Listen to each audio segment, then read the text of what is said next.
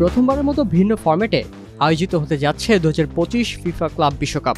এর আগে বিশ্বের সেরা 7 দলের প্রতিদ্বন্দ্বিতা করা এই বার্ষিক টুর্নামেন্টটিতে এখন অংশগ্রহণ করবে 32টি শীর্ষ ক্লাব। নতুন এই ফরম্যাট ঘিরে তৈরি হয়েছে কিছু বিতর্ক। প্রথমে জানা যায় কিভাবে দলগুলো কোয়ালিফাই করলো ক্লাব বিশ্বকাপের জন্য। 32টি দল অংশগ্রহণ করবে বিশ্বের 6টি আন্তর্জাতিক ফুটবল কনফেডারেশন থেকে, যেখানে সর্বোচ্চ 12টি ক্লাব অংশ নেবে ইউরোপ থেকে। গত 4 মৌসুমে ক্লাবগুলোর চ্যাম্পিয়ন্স লিগের পারফরমেন্স ও র্যাঙ্কিংয়ের উপর ভিত্তি করে এই জায়গাগুলো নির্ধারণ করা হয়েছে। এশিয়া, আফ্রিকা এবং উত্তর ও মধ্য আমেরিকার ফেডারেশন থেকে জায়গা হয়েছে 4টি করে ক্লাবের। দক্ষিণ আমেরিকা থেকে 6টি আর সবশেষ ওশেনিয়া থেকে কোয়ালিফাই করেছে 1টি ক্লাব। প্রতিটি ক্লাব তাদের নিজস্ব মহাদেশীয় ক্লাব প্রতিযোগিতায় যে পারফরমেন্স ও র্যাঙ্কিং অর্জন করেছে তার উপর ভিত্তি করে জায়গা করে নিয়েছে ক্লাব বিশ্বকাপের জন্য।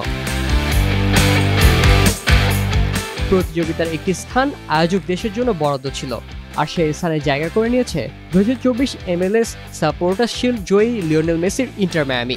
অর্থাৎ আগামী বছরে অনুষ্ঠিত হতে যাওয়া এই টুর্নামেন্টে দেখা যাবে বিশ্বকাপ জয়ী এই তারকাকে।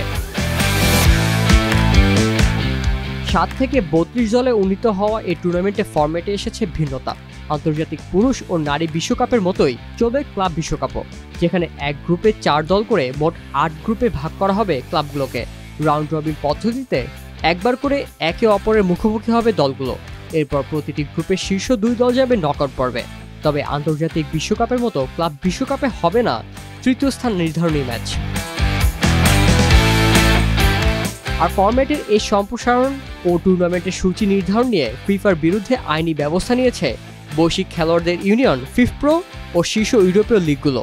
কারণ ক্লাব বিশ্বকাপের ফাইনাল আর 2025-26 মৌসুমে প্রথম লিগ ম্যাচের মধ্যে ফুটবলাররা বিশ্রাম পাবেন মাত্র 5 সপ্তাহ। তাদের দাবি, এই সম্প্রসারণের কারণে আরও বেশি ঠাসা সূচির মধ্যে দিয়ে যাবে ফুটবলাররা, যা খেলোয়াড়দের নিরাপত্তা ও সুস্থতার জন্য ঝুঁকিপূর্ণ। বিবিসিকে দেয়া এক সাক্ষাৎকারে ফিফার এক মুখপাত্র বলেন, ক্যালেন্ডার জটিলতার জন্য ফিফা ক্লাব বিশ্বকাপ দায়ী নয়।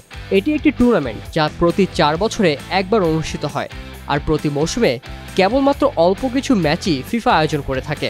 নতুন সম্প্রসারিত এই ক্লাব বিশ্বকাপ আগামী বছরের 15 জুন থেকে 13 জুলাই পর্যন্ত যুক্তরাষ্ট্রে অনুষ্ঠিত হবে।